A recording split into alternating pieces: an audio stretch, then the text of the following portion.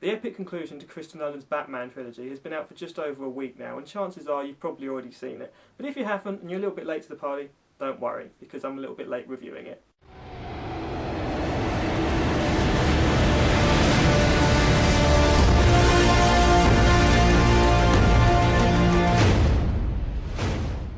So The Dark Knight Rises takes place 8 years after the previous film, where we last saw Batman running from the police after he took the blame for Harvey Dent's crimes. And when I say running, I mean burning rubber on the Batpod, with his cape billowing behind him as he disappeared into the night, with Gary Oldman providing that amazing voiceover. Gives me goosebumps just thinking about it. Ah, I've got goosebumps now. Gotham City is now enjoying its longest period of peace ever, with organised crime pretty much non-existent underneath the Dent Act, which was inspired by the heroic image of Harvey Dent before he turned into the murdering psychopath, which was Two-Face. I believed in Harvey Dent.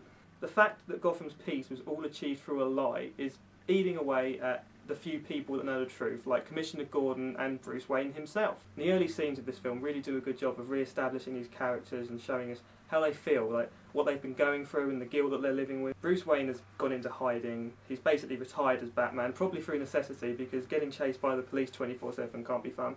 Not that I would know. I really wouldn't.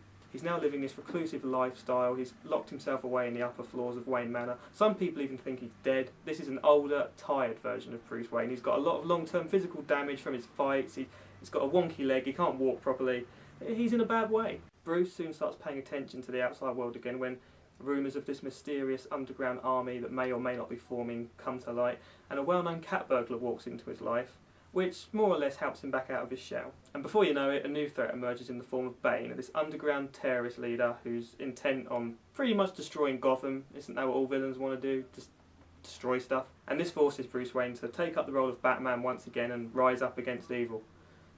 Hence the title, The Dark Knight Rises. Christian Bale is amazing in this film. I think we've all adjusted to his Batman voice now. It's part of his performance and you know what to expect when you're going in. His role as Bruce Wayne in this film is so deep and captivating, even more so than his scenes when he's Batman, and you just really get that he's this broken man, physically and mentally. He's backed up brilliantly by Michael Caine, who reprises his role as Alfred, the most skillful and interesting butler in the entire world. The relationship between Alfred and Bruce has been one of the most interesting parts about these films, and they form the emotional core of this trilogy. While Alfred isn't present quite as much as he has been in the previous films, his moments here are as powerful as they've ever been.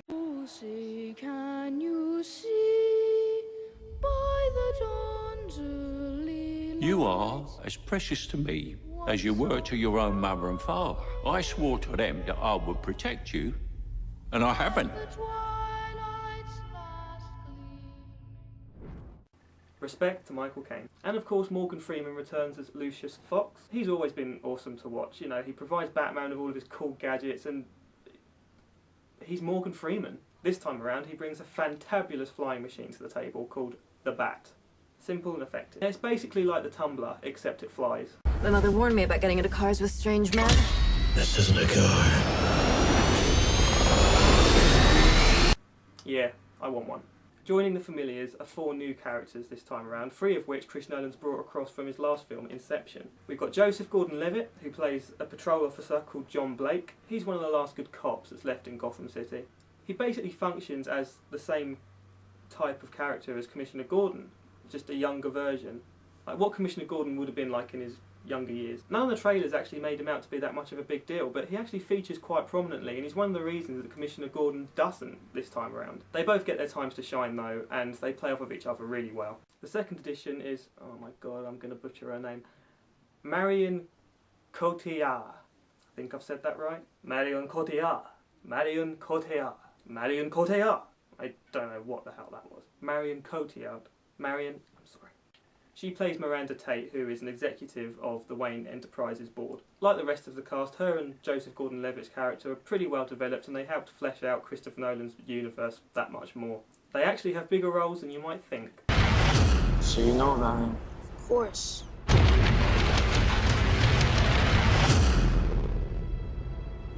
Do you think he's coming back?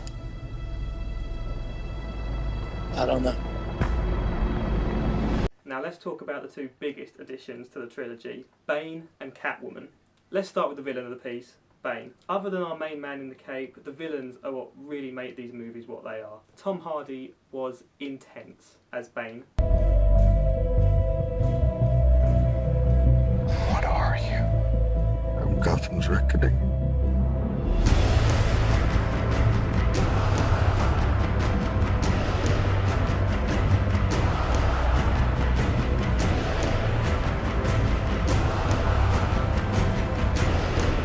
I'm not afraid. I'm angry.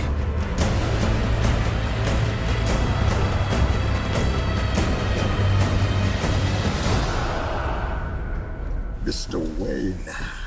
Some people have been sceptical to begin with. I'd been sceptical to begin with, but I knew Tom Hardy would pull it off physically. I mean, you've seen him bulk up for roles like Bronson and Warrior, so he was always going to look the part. He had this incredible, intimidating physicality to him. He was smart, he was strong. Actually, strong's probably an understatement. He was pretty terrifying. The whole point of Bane was to introduce a physical test for Batman, not a mental one like it had been with the Joker.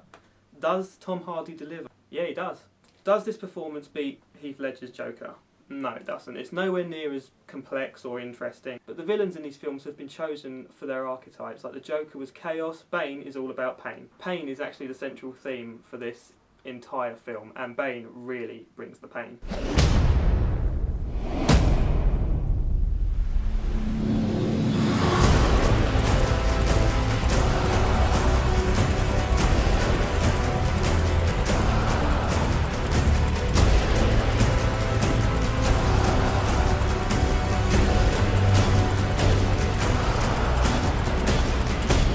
Batman is completely and totally outmatched in this movie, and if you like the simplest component of superhero films, that is good versus evil, you'll leave satisfied. There's some excellent moments throughout between Batman and Bane. There's some good stuff. And another pleasant surprise was Anne Hathaway as Selina Kyle, aka Catwoman. This was probably one of the most debated elements leading up to the film's release. If I'm honest, I wasn't really sold until I'd actually seen the film. I was wrong. She makes a great Catwoman. She's smart, she's combat capable, she's got some pretty awesome Catwoman-esque personality traits too.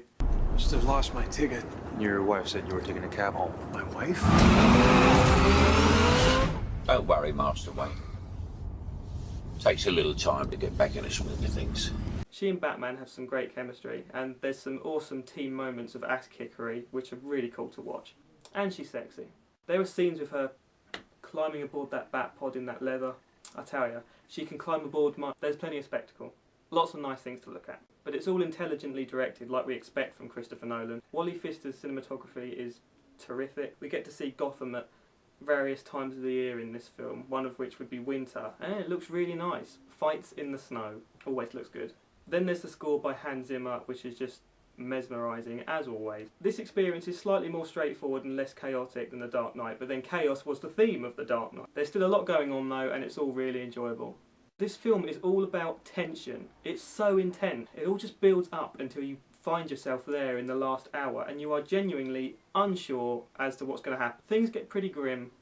I'm not going to go into any detail as to how things differ from their comic book counterparts because this is Chris Nolan's vision. It's up to him what he does. You just have to accept that. There's some small flaws in this film, but I'm not going to mention them because none of them are big enough to detract from the overall experience. This is a well executed finale to a great trilogy. There's some incredible visuals and it's all backed up by intelligent filmmaking and heartfelt performances.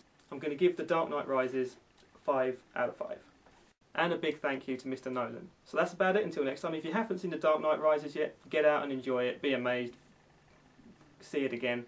Comment below, let me know what you thought about the film, and I'll leave you with a question. Which villain from the Batman universe would you have liked to see Chris Nolan bring to the big screen? See you later.